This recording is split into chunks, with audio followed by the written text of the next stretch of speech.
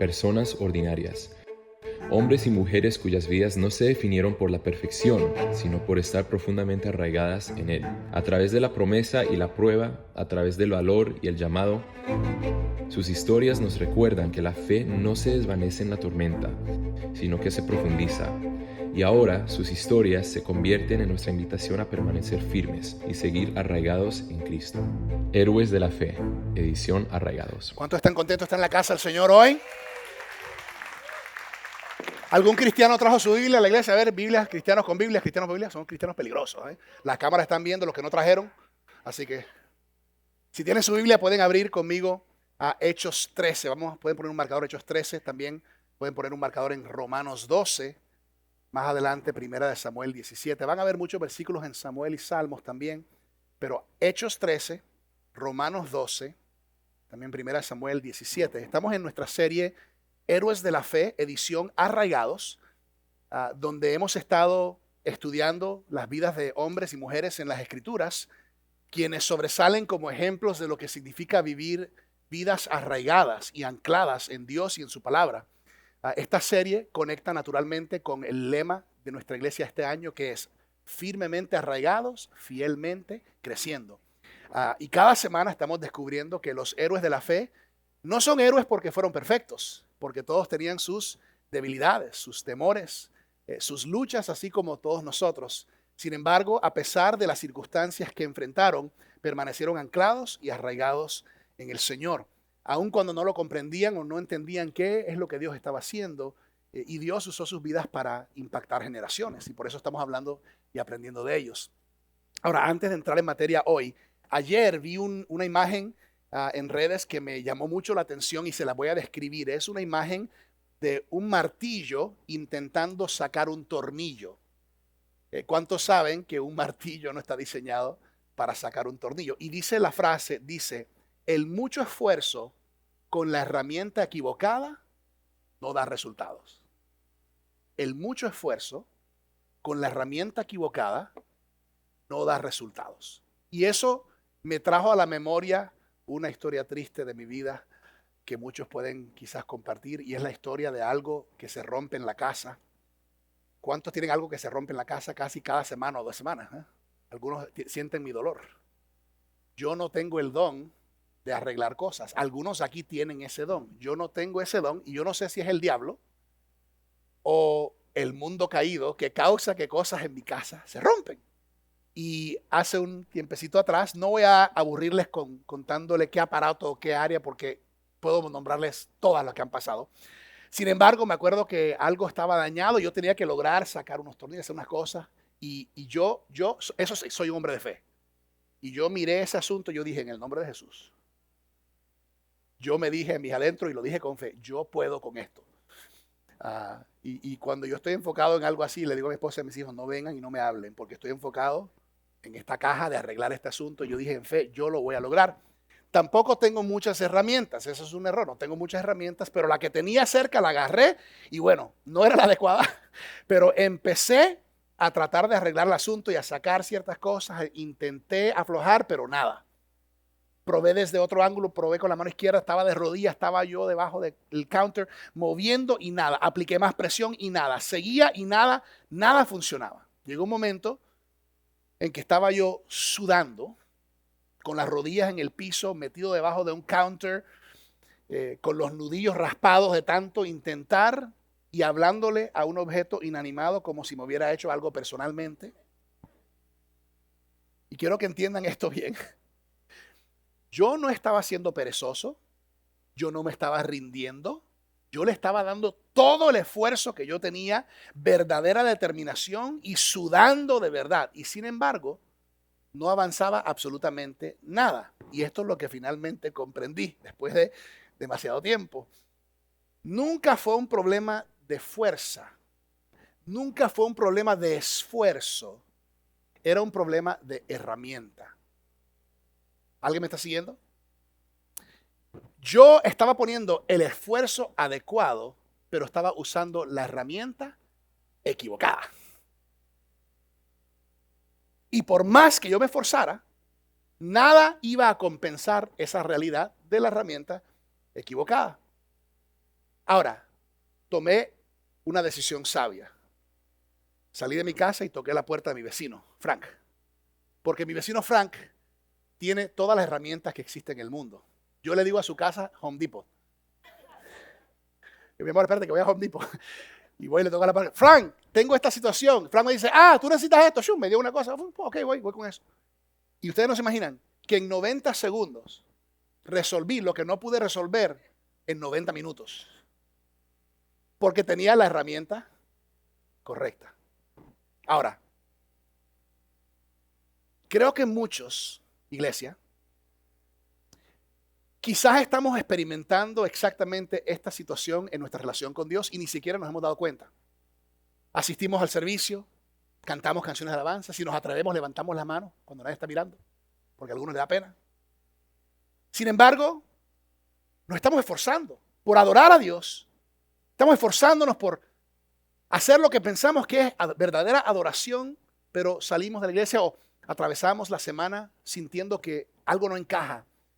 No percibimos la presencia de Dios como quizás esperábamos percibirla, no vemos el avance que anhelábamos, hacemos todo lo que implica la adoración, sin embargo salimos frustrados. Ahora, quiero sugerirles algo hoy. Quizás no es un problema de esfuerzo o deseo, quizás es un problema de herramienta, quizás es un problema de definición, quizás hemos elegido la herramienta equivocada o déjame ponerlo de esta manera. A veces elegimos una definición equivocada, por ejemplo, de la adoración, pensando que la adoración consiste en un par de canciones al principio del servicio y al final del servicio el domingo en la iglesia. Cuando la realidad es que la adoración es mucho más que eso. Pero si tenemos eso como nuestra definición, entonces no lograremos el resultado que nuestros corazones realmente anhelan, que es verdadera adoración y conexión con nuestro Señor y Salvador. Así que antes de continuar, quiero entregarles una herramienta adecuada. Y quiero darles una definición de adoración que quiero que retengan durante el resto de este mensaje. Aquí se lo doy. Adoración ocurre cuando pongo la atención de mi mente y el afecto de mi corazón en el Señor en respuesta a quien Él es y lo que Él ha hecho. O sea, date cuenta, no dice nada acerca de instrumentos musicales, no se necesita un escenario, no se necesita una canción. Lo que se necesita para verdadera adoración es atención y afecto dirigidos a Dios en respuesta a su carácter y a sus obras. Si quieres ver cómo luce esto en la vida, en el trabajo, en el trono, en una cueva o incluso después de fracasos, no hay mejor maestro en las Escrituras que un personaje llamado David. Un pastorcillo que se convirtió en rey. Un matador de gigantes que se convirtió en adúltero. Un líder de alabanza y adoración que escribió muchos salmos que aún cantamos 3000 años después. Y si permitimos que su vida nos hable hoy, creo que transformará para siempre nuestra manera de comprender la verdadera adoración. ¿Están conmigo? Entonces déjame darles la idea principal en una frase hoy. La idea principal es esta. La verdadera adoración no es un estilo de música que interpretamos en un lugar. Es una actitud del corazón que vivimos en cada etapa de nuestra vida. El título de hoy es David arraigado en adoración. ¿Cuál es el título de hoy?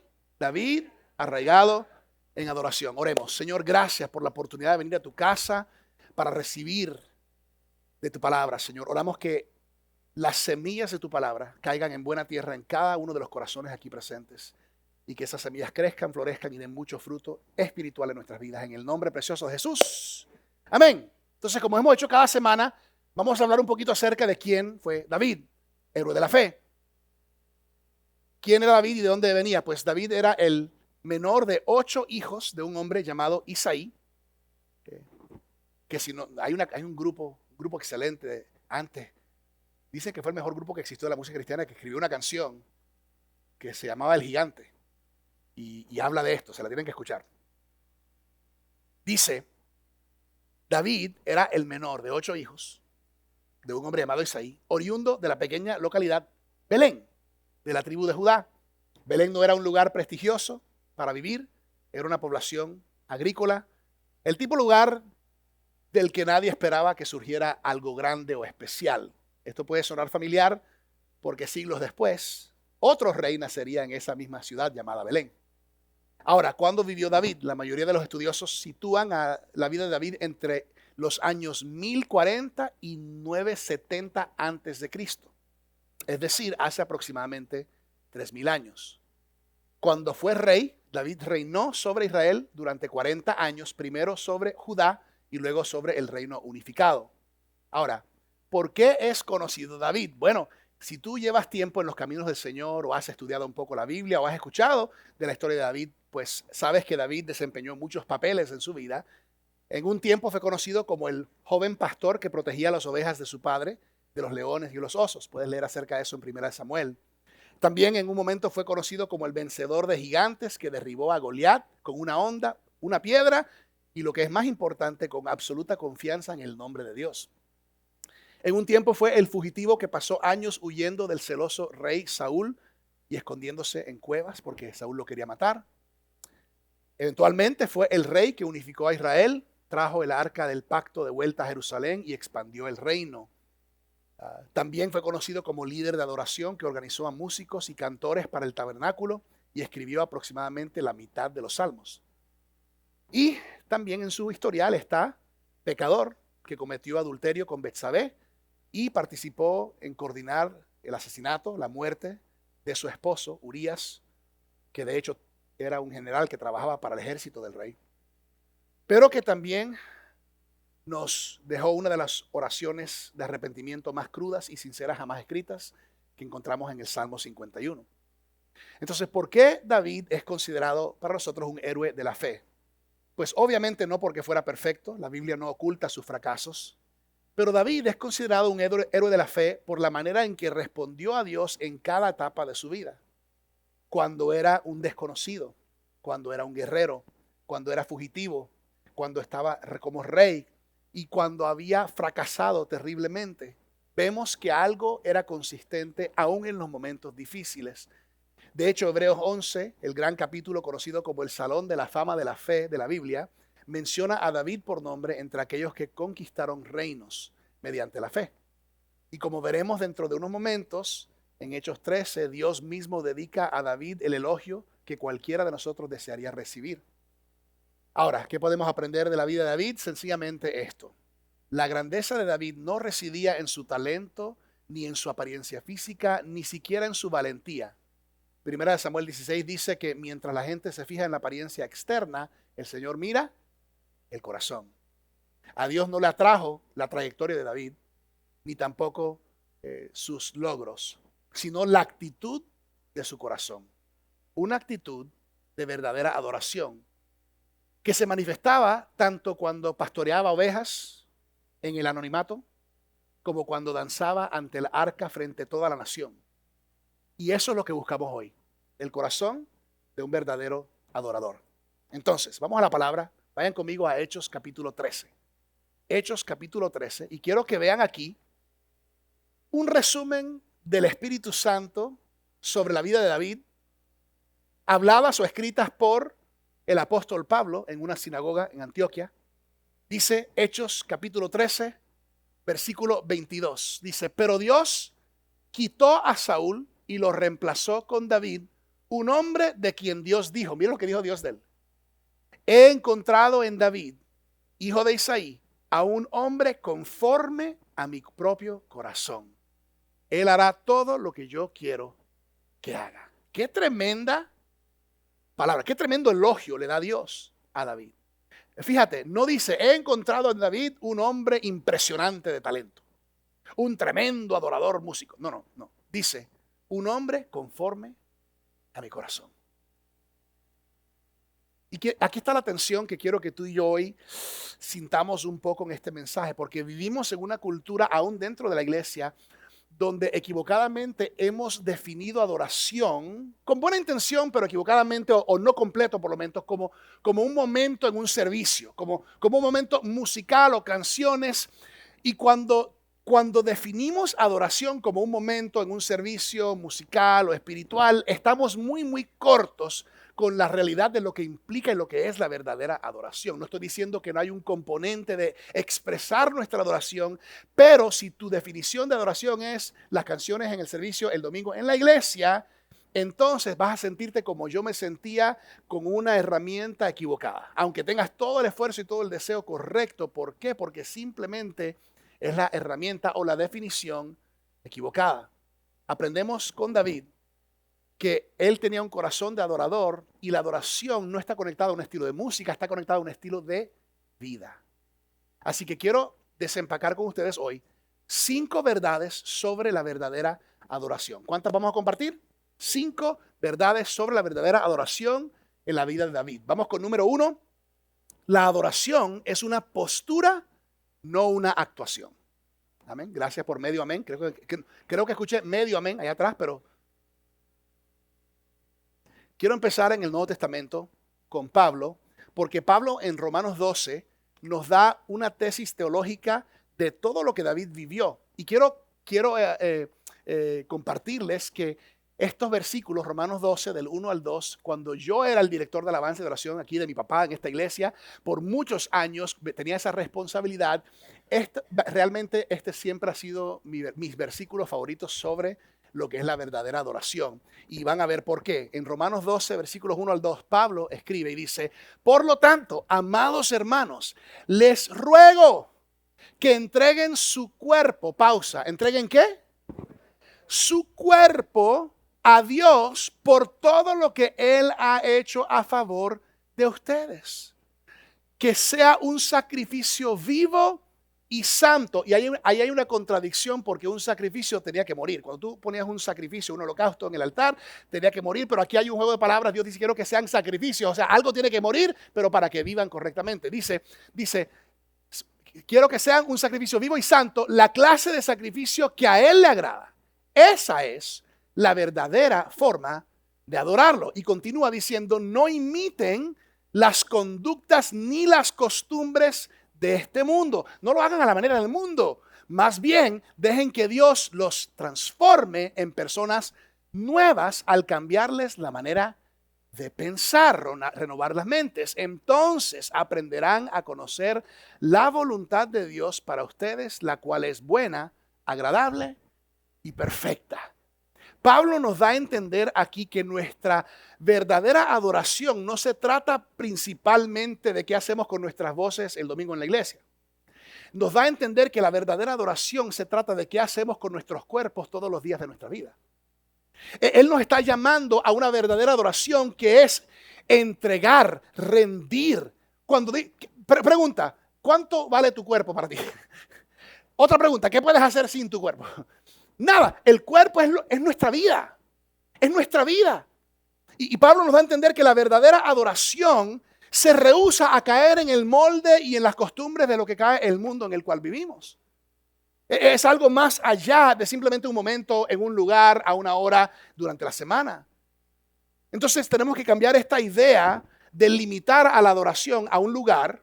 No, eso solamente sucede en la iglesia. No, al revés. La adoración sucede en todo lugar. No, que eso a cierta hora. No, que es cuando hay cierta música. No tiene nada que ver. Es un estilo de vida. Ahora, lo entendemos. Yo entendí esto. Para mí fue muy importante, porque cuando yo estaba dirigiendo el equipo de adoración aquí en nuestra iglesia, yo le puse enfoque y énfasis a ser bueno en la música, aprender a hacer esto, quiero hacer esto bien, quiero cantar bien, quiero tocar. ¿Por qué? Porque Dios se merece excelencia y orden. Ok, eso está bien. Pero entre más profundicé en mi relación con Dios, entendí que mi verdadera adoración no provenía de un tiempo musical. Mi verdadera adoración provenía de un corazón y de una vida rendida y entregada al Señor. Entonces mira lo que aprendí. Aprendí que mis ojos son parte de mi cuerpo, ¿verdad? ¿Y qué dice Pablo en Romanos 12? Hay que entregar. Hay que ofrecer nuestros cuerpos. Yo entendí que mi verdadera adoración es cuando mis ojos quieren mirar ciertas cosas.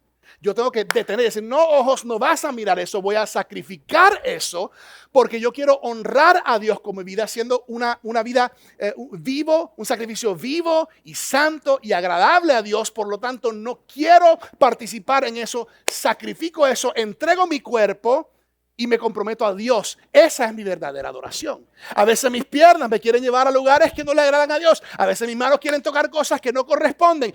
Es en ese momento donde está sucediendo la verdadera adoración y no hay ni una nota musical sonando. Ahora, el impulso que esa adoración da a mi expresión de adoración es extraordinaria. Porque más adelante vamos a hablar de la importancia de los dos. Pero lo que quiero aclarar es que la verdadera adoración no consiste en un momento, o en un tiempo, o en un servicio, o en un edificio. La verdadera adoración es todos los días. Tú y yo tenemos la opción de adorar a Dios por medio de los pensamientos que tenemos, de nuestras interacciones con nuestros seres queridos, cómo yo trato a mi esposa, cómo yo interactúo con mis hijos, en qué estoy involucrándome, qué estoy tocando, a dónde estoy yendo, qué estoy escuchando. Todo eso implica caminos que llegan al corazón. Entonces es tan importante entender que el verdadero adorador y la verdadera adoración, ¿ok? Aquí les doy una línea. La adoración es la postura de una vida rendida, no la ejecución de una canción programada. Entonces, esto es importante. ¿Por qué? Porque hay muchas personas, según los estudios de Barna, que hacen muchos estudios a través del mundo y en cuanto al mundo espiritual y cristiano, han encontrado en los estudios de Barna que la mayoría de personas que se autoidentifican como cristianos dicen que se sienten más cerca a Dios durante el servicio el domingo en la iglesia. Pero pocos reportan una práctica regular de entregar o rendir sus decisiones diarias a Dios durante la semana. Entonces, eso es un problema. Si estamos desarrollando un hábito de solamente conectar con Dios cuando estoy en la iglesia, estoy perdiéndome la definición correcta. Estoy esforzándome, pero con la herramienta equivocada. ¿Alguien me está siguiendo? David comprendió esto. Por eso, antes de que él fuese rey, antes de que él compusiera una canción famosa, antes de cantar o tocar públicamente ante cualquier persona, él era un pastorcillo cuidando las ovejas de su papá en el campo donde nadie lo veía, donde nadie le estaba aplaudiendo, pero él hablando y conectando con su Dios, cantándole con su arpa canciones al Señor, tirando la onda y practicando y adorando a Dios con su vida diaria. Nadie estaba mirando, no había escenario. Ahí es donde inicia la verdadera adoración. Segunda verdad, número 2. La adoración crece y se desarrolla en el desierto. La adoración crece y se desarrolla en el desierto. A veces hay momentos en la vida que son duros, que son difíciles, y es ahí, en esos desiertos, donde Dios permite y ayuda, si estamos dispuestos a que nuestra adoración crezca y se desarrolle. Quiero llevarles a un escenario en 1 Samuel 17. Ahora, es un escenario famoso si conoces un poco una de las historias más famosas de David. Está el rey Saúl y el ejército de Israel están enfrentando a sus enemigos, los filisteos. Y entre esos filisteos está un filisteo grandulón llamado Goliat. Están amenazando y están llamando, y Goliat sale todos los días. ¿Quién se atreve a venir a pelear contra mí? Y el rey Saúl y todos los de Israel escondidos, temblando de miedo y de temor, porque el hombre es gigante. Y de repente, imagínate tú que Isaí decida llamar a su hijo menor, David, que está cuidando las ovejas. Ven, mijito, llévale estos panes y estos quesos lleva estos sándwiches a tus hermanos allá en el campo de batalla. David llega, se encuentra con sus hermanos, les entrega, y de repente ve lo que está pasando y que está amenazando este filisteo, y nadie hace nada al respecto, y David se para y dice: yo peleo con él. A lo cual, imagínense el rey Saúl: Davidcito, ay Davidcito, ¿cómo crees tú que tú vas a enfrentarse a ese? Tú eres un niño. Y ahí es donde David empieza a pelear por su causa y empieza a explicarle a Saúl algo que Saúl no sabía y muchos no sabían. 1 Samuel 17, versículo 34. Dice: pero David insistió: he estado cuidando las ovejas y las cabras de mi padre. Cuando un león o un oso viene para robar un cordero del rebaño, yo lo persigo con un palo y rescato el cordero de su boca. Si el animal me ataca, le tomo de la quijada y lo golpeo hasta matarlo. Lo he hecho con leones y con osos. Ahora, yo no sé cómo eran los leones y los osos en esos tiempos, pero igual eso está increíble, ¿no? Lo he hecho con leones y con osos, y lo haré también con este filisteo pagano. ¿Por qué ha desafiado a los ejércitos de Dios viviente? El mismo Señor que me rescató de las garras del león y del oso, me rescatará de este filisteo. Así que Saúl Por fin accedió. Está bien, David, adelante y que el Señor esté contigo. Ahora, qué interesante esto, que David explica y cuenta la historia de que él peleaba con leones y con osos con sus propias manos. Sin embargo, él le da la gloria y el crédito a Dios. Eso. Él no toma el crédito, él no toma el aplauso, él dice, esto fue Dios. Ahora, esa mentalidad, esa teología, no apareció de un día para otro en ese momento ahí donde estaba Goliat amenazando. No. Esto fue forjado en años de oscuridad, años de nadie aplaudiendo, años de ser un verdadero adorador buscando a Dios cuando nadie estaba mirando, cuando no habían aplausos. ¿Por qué? Porque el corazón de David, como pastor de ovejas, como adorador verdadero, lo llevaba a esta relación con Dios. De hecho, tenemos el Salmo 23. ¿Cuántos dirían que es el salmo quizás más famoso en toda la Biblia? El Señor es mi pastor y nada me faltará. Mira qué tremendo que David no compuso ese salmo cuando estaba de rey en el palacio. ¿Por qué? Porque al leer ese salmo tiene las huellas de un pastor de ovejas. Todo lo que dice, Señor es mi pastor, me lleva a aguas de reposo, aunque ande por valle de muerte y de sombra. O sea, todo vemos el corazón de un pastor de rebaño, entendiendo cómo Dios es nuestro pastor y nos cuida a nosotros que somos sus ovejas. David aprendió a adorar a Dios en el desierto. David aprendió a adorar a Dios aún antes de tener una corona, antes de tener reconocimientos o aplausos en su vida. Aquí está la idea que quiero plantar en tu corazón. Aquí está, mira. Tu temporada en el desierto no debería detener tu adoración, debería avivar tu adoración.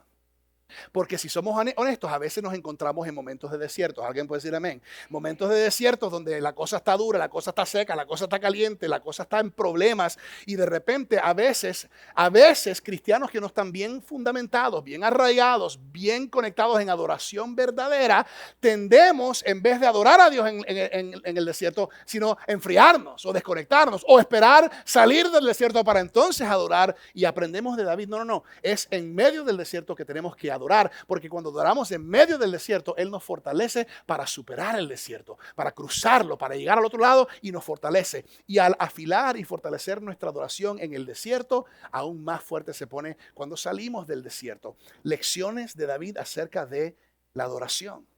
Quizás tú estás ahora mismo en un desierto de espera, esperando por un trabajo que tanto anhelas y necesitas, esperando por un cónyuge porque no ha llegado, esperando por los resultados de un diagnóstico, esperando por un rompimiento necesario en tu vida o en tus finanzas. No esperes hasta que salgas del desierto para buscar adorar a Dios. No, adora a Dios en medio del desierto y Él te fortalecerá, Él te guiará, Él te llevará al próximo paso que tienes que tomar.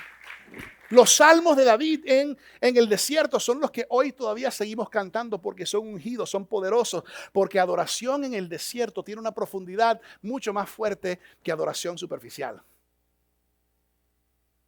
Y lo único que te puedo decir es si estás en un desierto en tu vida ahora mismo, si te sientes desconectado, si te sientes olvidado, si te sientes frustrada, si te sientes olvidada, este es el momento donde tú tienes que tomar el consejo y el ejemplo de David. David escribió algunas de sus oraciones más crudas y más honestas en tiempos y momentos de desierto. Es más, quiero leer contigo uno de esos salmos. Salmo 142, empezando en el 1. Dice al principio, Salmo de David acerca de su experiencia en la cueva. Y es una oración que David escribe y dice, clamo al Señor, ruego la misericordia del Señor. Expongo mis quejas delante de Él y le cuento todos mis problemas. Cuando me siento agobiado, solo tú sabes qué camino debo tomar. Vaya donde vaya, mis enemigos me han tendido trampas. Busco a alguien que venga a ayudarme, pero a nadie se le ocurre hacerlo. Nadie me ayudará, a nadie le importa un bledo lo que me pasa. Entonces oro a ti, oh Señor. ¿Vieron ahí el ajuste? Oro a ti, oh Señor, tú eres mi lugar de refugio. En verdad eres todo lo que quiero en la vida. Oye mi clamor porque estoy muy decaído. Rescátame de mis perseguidores porque son demasiado fuertes para mí. Sácame de la prisión para que pueda agradecerte. Los justos se amontonarán a mi alrededor porque tú eres bueno conmigo. Esto es un salmo de David en medio de un desierto. Dios no tiene problemas con que tú y yo traigamos nuestros dolores, nuestras quejas, nuestros problemas, nuestras dudas a Él. Lo importante es que lo hagamos, que abramos nuestro corazón con Él. Y te doy un consejo sabio hoy. No desperdicies tu tiempo en el desierto. Dios no lo desperdicia. Y quizás Él quiere escribir salmos a través de ti en medio de esos momentos. Tercera verdad, la adoración danza aunque otros critiquen. La adoración danza aunque otros critiquen. Ahora quiero hacer un fast forward, quiero adelantar a un momento donde ya David es el rey de Israel. Y fíjate, hay un momento de gran celebración cuando David trae el arca del pacto que representaba la presencia de Dios de regreso a Jerusalén. Era un momento de pasión, un momento de gozo y celebración para David. Mira lo que dice 2 Samuel 6, versículo 14. Dice, vestido con un efod de tela de lino, quizás era menos de lo que debería tener puesto un rey en ese entonces, se puso a bailar ante el Señor con gran entusiasmo. Así que entre vítores, o sea, gritos y al son de trompetas, David y todo el pueblo de Israel llevaban el arca del Señor. Sucedió que al entrar el arca del Señor a la ciudad de David, la hija de Saúl, Mical, que era la esposa de David, se asomó a la ventana y cuando vio que el rey David estaba saltando y bailando delante del Señor, sintió por él un profundo desprecio. Ok, es interesante aquí, porque vemos que David está celebrando y danzando de una manera extraordinaria por su amor y pasión y adoración al Señor. Sin embargo, aparentemente, Mical, la esposa de David, le parecía quizás que, wow, qué ridículo lo que está haciendo. La forma que está bailando, mira cómo está vestido, ¿no? Y me encanta la respuesta de David, porque yo me imagino que cuando David llega a la casa, David llega, wow, ¿vieron eso? ¡Qué tremendo! Y me imagino cómo estaría parada Mical, no sé cómo. No sé cuál sería la postura en ese momento, pero mira, le explica a ella lo que siente. Mira lo que dice David en 2 Samuel 6:20. Dice, cuando David volvió para bendecir a su familia, Mical, la hija de Saúl, salió al encuentro y le reprochó. Qué distinguido se ha visto hoy el rey de Israel desnudándose como un cualquiera en presencia de las esclavas de sus oficiales. David respondió, Mical, lo hice en presencia del Señor, quien en vez de escoger a tu padre o a cualquiera otro de su familia, me escogió a mí y me hizo gobernante de Israel, que es el pueblo del Señor, de modo que seguiré bailando en presencia del Señor. Y me rebajaré más todavía hasta humillarme completamente. Sin embargo, esas mismas esclavas de quienes hablas me rendirán honores. Lo que David básicamente le dice a su esposa Mical es, ¿te parecieron esos ridículos? Bueno, espérate porque tengo otros movimientos que no he mostrado todavía. En otras palabras, David dice, yo no voy a permitir que tú causes que mi expresión de gozo y de adoración se minimice por lo que tú piensas. Y quiero decirles a algunos aquí, algunos de ustedes, ten cuidado, porque a veces permiten que las voces de las Mical disminuyan su adoración. No permitas eso. Quizás para algunos es un compañero del trabajo, para otros es alguien en la familia o aún un cónyuge que de repente cuando tú expresas amor o fe, pasión por Jesús, te miran así como que ¿y este loco? Y de repente tú, para no hacer el ridículo o para agradar a la gente, pues callas, bajas, no dices nada. No creo que ese es el corazón. Qué tremendo. Qué tremendo.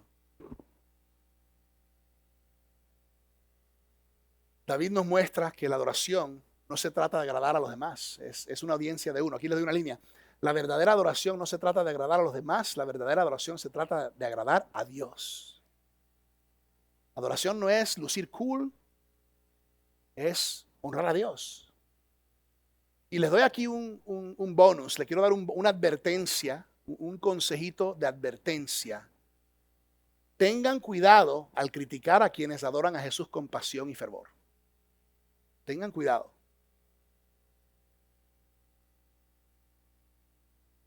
Pregúnteme por qué. Porque el versículo 23 del mismo capítulo dice, y Mical, la hija de Saúl, nunca tuvo hijos en toda su vida. permaneció estéril toda su vida. Y me atrevo a pensar y decir que pareciera ser que una de las consecuencias de criticar a los verdaderos adoradores es la esterilidad en la vida. Y no estoy hablando necesariamente de hijos, pero quizás alguien dirá, ¿sabes por qué? ¿Por qué no hay vida? ¿Por qué no hay fruto en mi vida? ¿Por qué no estoy floreciendo espiritualmente? Bueno, pregunta, ¿has estado criticando o despreciando a personas por la forma que aman y adoran a Jesús? Ten cuidado. Cuarta verdad. Número 4. La adoración reconstruye un corazón quebrantado. La adoración reconstruye un corazón quebrantado. Y ahora llegamos a, yo diría que el capítulo más oscuro de la historia de David. La historia se encuentra en 2 Samuel 11, donde habla de el adulterio que David cometió con Betsabé y cómo luego planificó que Urías fuese matado en la primera línea de batalla. Y si la historia de David hubiese terminado ahí, pues no estaríamos hablando de un héroe de la fe. Sin embargo, quiero que vayan conmigo a Salmo 51. Salmo 51, que es un salmo que David escribe después de que el profeta Natán lo confronta con su propio pecado. Lo confronta y le ayuda a entender el gran pecado que ha cometido contra Dios. Y la respuesta de David, recuerdan, una persona acostumbrada a adorar a Dios en toda etapa, aún en medio de su fracaso, lo llevan a estas palabras. Salmo 51, vamos a leer del 10 al 17. Y David dice, crea en mí, oh Dios, un corazón limpio y renueva un espíritu firme dentro de mí. No me alejes, por favor, de tu presencia, ni me quites tu Santo Espíritu. Devuélveme el gozo, la alegría de tu salvación, que un espíritu de obediencia me sostenga. Así enseñaré a los transgresores, pecadores, tus caminos, y los pecadores volverán a ti. Dios mío, Dios de mi salvación, líbrame de derramar sangre, y mi lengua alabará tu justicia. Abre, Señor, mis labios, y mi boca proclamará tu alabanza.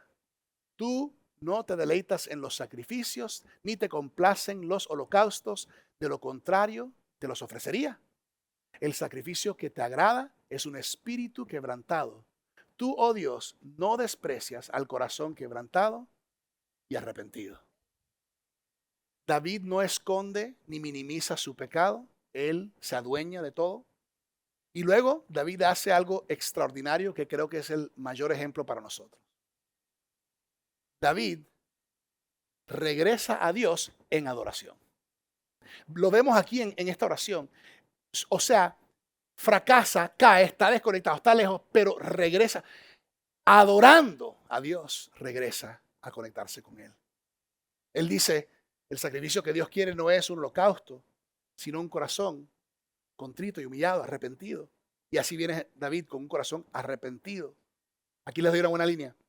La adoración no es solo para nuestros mejores días, es para los peores días también.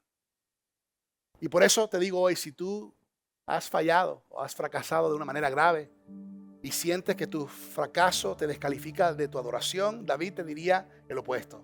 Es más,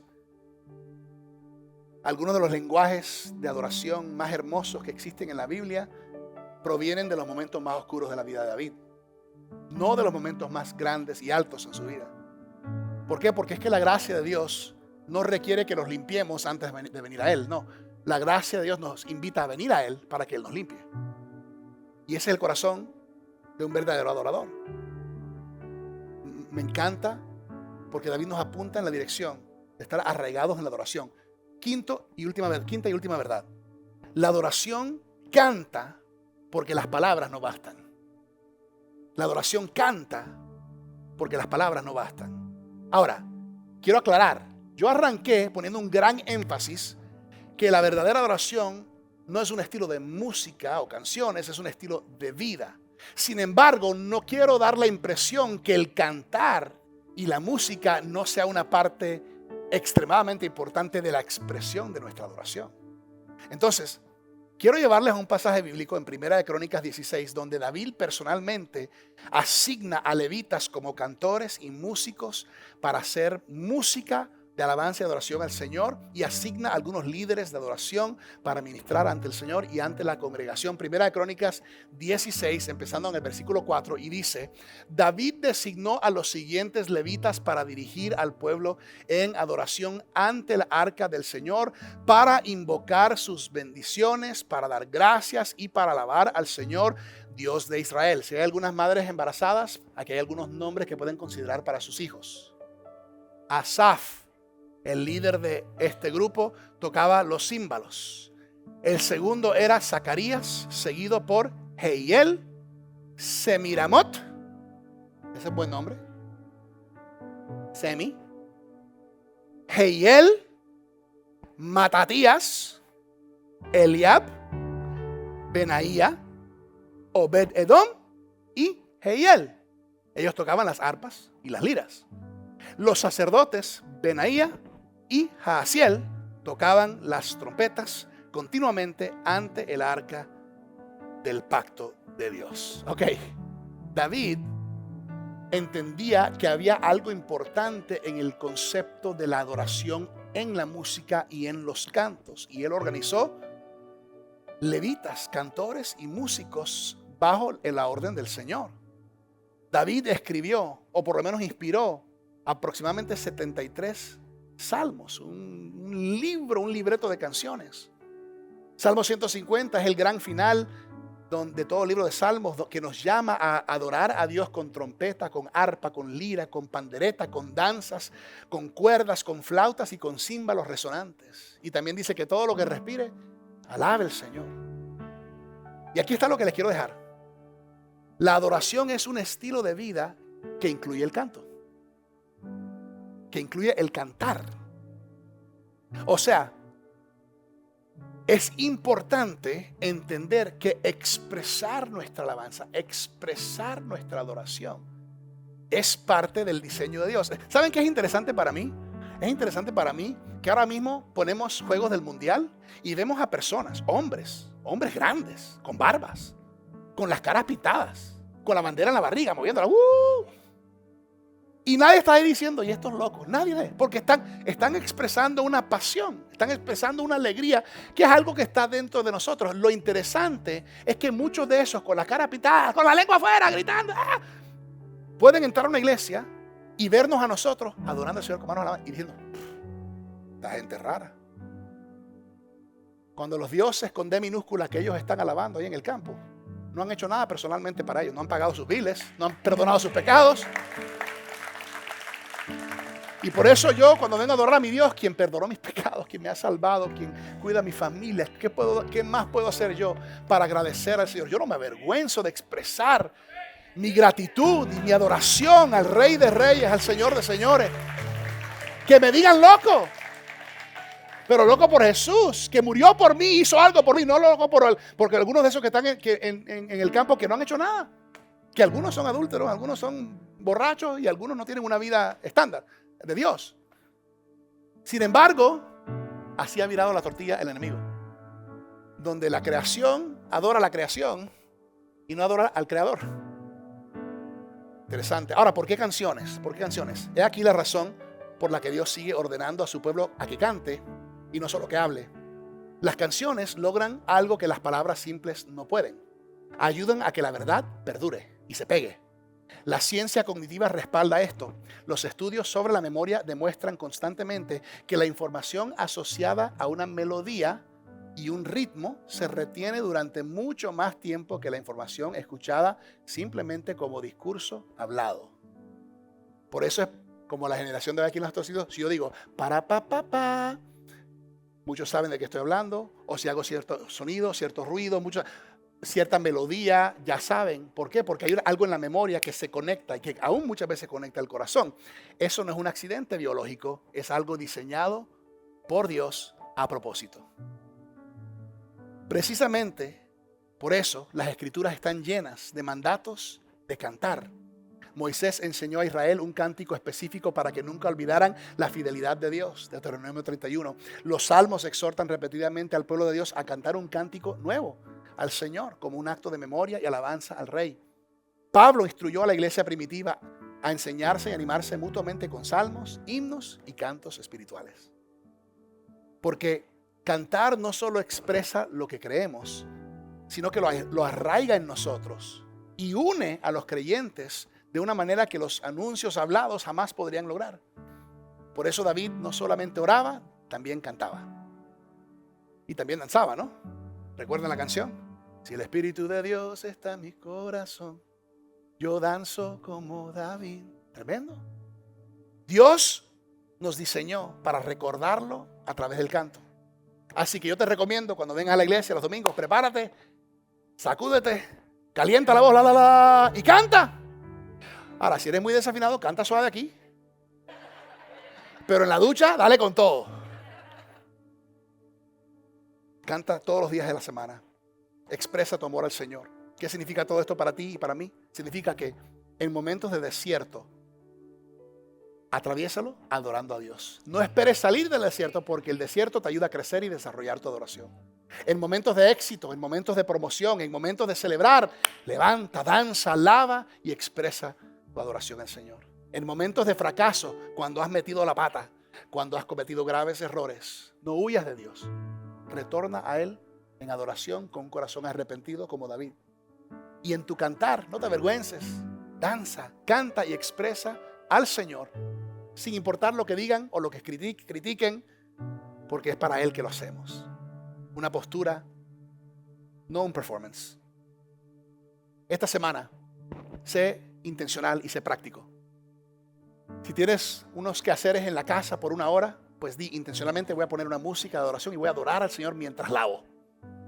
Si tienes un trecho al trabajo o a la universidad o al colegio esta semana, 30 minutos, 40 o una hora, decídete: ¿sabes qué, Señor? Voy a dedicar en este tiempo a adorarte con estas canciones y con mi voz. Te prometo que esa postura cambia tu perspectiva, renueva tu mente.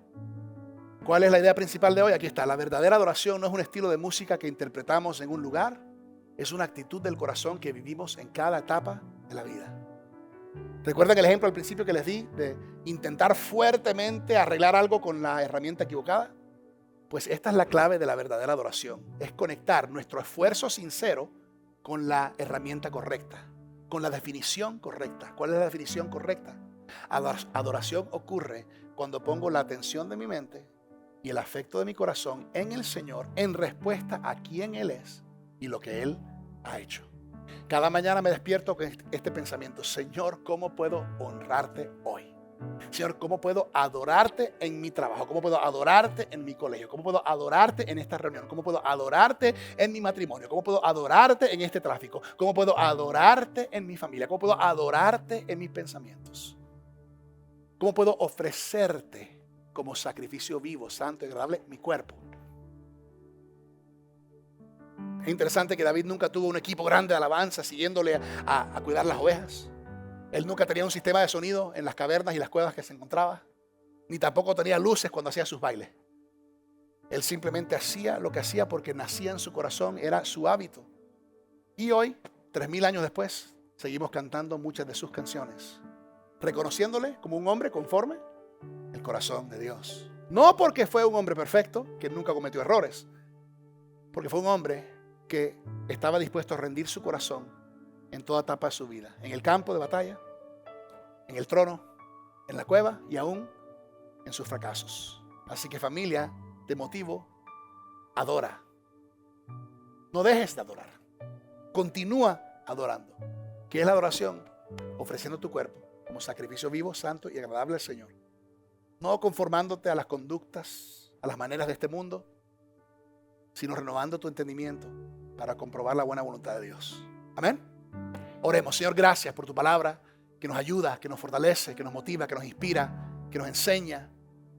Gracias por la vida de David, que aunque él no fue perfecto, nos enseña y nos modela cómo traer nuestros corazones rendidos ante ti en cada etapa y situación de la vida. Perdónanos, Señor, por tener una idea o una definición errónea de lo que es la verdadera adoración. Enséñanos que podemos adorarte en toda situación. Podemos adorarte en el desierto, podemos adorarte en nuestras victorias, podemos adorarte aún en medio de nuestros fracasos. y podemos expresar nuestra pasión y adoración por medio de nuestros cantos. Permite, Señor, que la adoración se derrame no solamente en el domingo, sino que también el lunes, el martes, el miércoles y todos los días de la semana. Queremos vivir vidas santas, agradables a ti. Transfórmanos de adentro hacia afuera. Queremos honrarte, queremos bendecirte y queremos estar arraigados en adoración como David. En el nombre precioso de Jesús. Amén.